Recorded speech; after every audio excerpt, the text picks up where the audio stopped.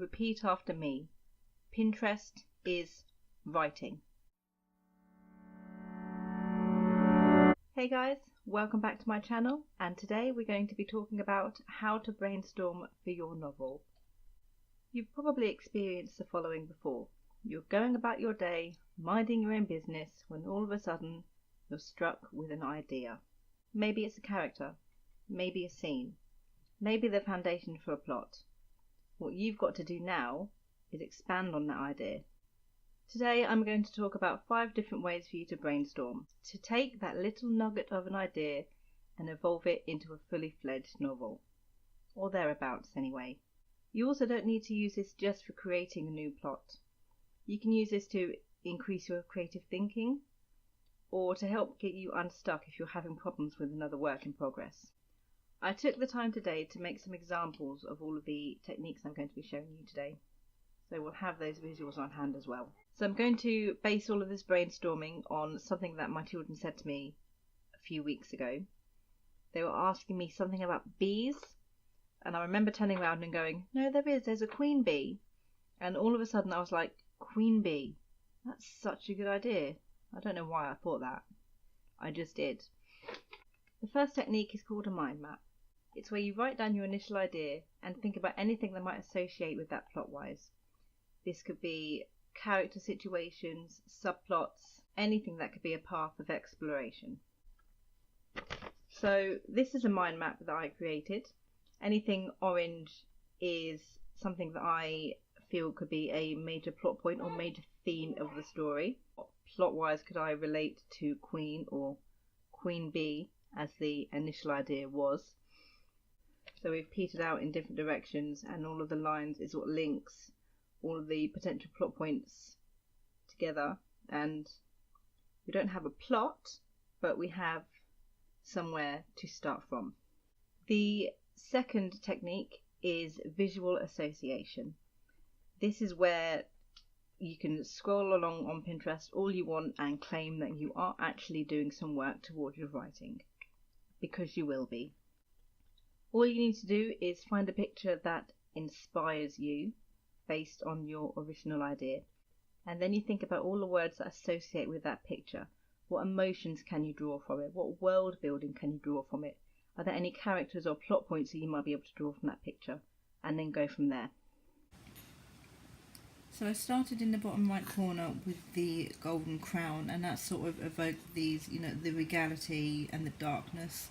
So I went in that dark direction for a while, but then the inspiration just really wasn't grabbing me with those images. So I went back to the more of the light and the juxtaposition of light and dark, and came across these flowers and the colourful lips and makeup, but still wanted to retain that darkness. So we sort of ended up with, sort of steampunk style, with the silvers, with the bright makeup, with the gold. And I sort of really like that mix, so we're going to use that, and then we're going to go from there. Third technique is a wordstorm, which is basically the same as visual association, except instead of visuals, you are associating words. All you need to do is write down words that come to mind when you think of another word. So in this case, you'll be taking your central idea and writing down all the words that come to mind when you think of that first word.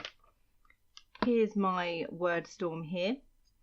So we've got my main plot idea, Queen Bee, at the top. So I've taken Queen, and then a few words that I think of when I hear the word Queen. And then I've taken one of those words which I felt was more interesting, and I've expanded on that, and I've written a few words that I associate with that word. I've taken bee, I've taken army, and I've taken politics. And all of these things and all of these words will sort of come together, and all of the interesting words, or the words that inspire me, is what is going to help me form the basis of my plot.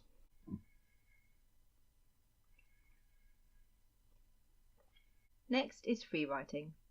This is the epitome of just write.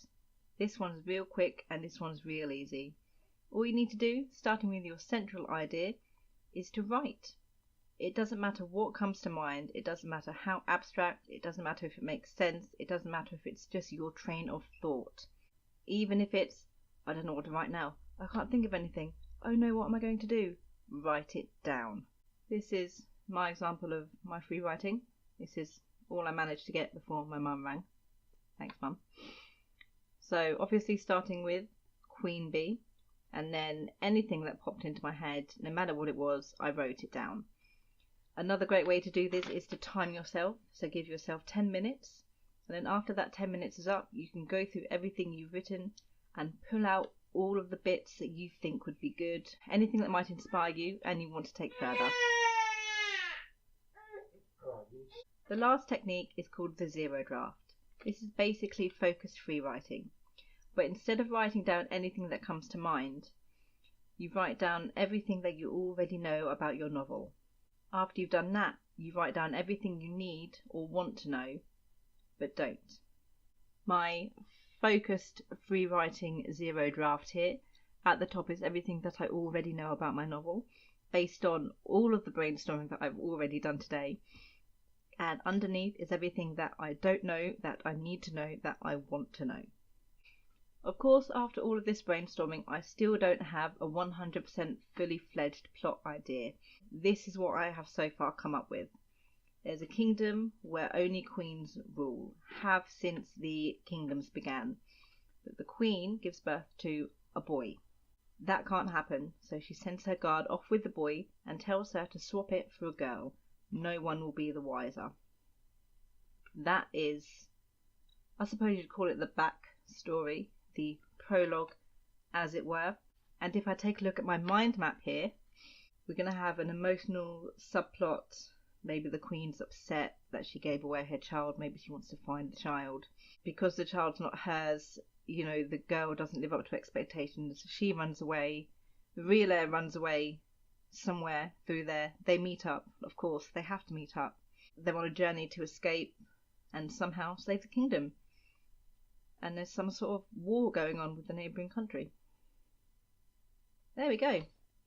So that's sort of the very bare bones, but it all serves as a foundation to what the main plot will be in the future.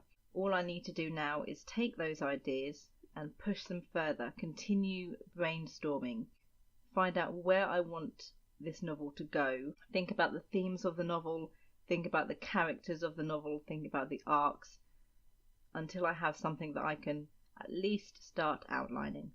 And the great thing about all of these brainstorming techniques is that you don't have to use one or the other.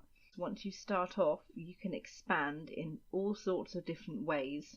You might want to start with free writing and then move on to the zero draft.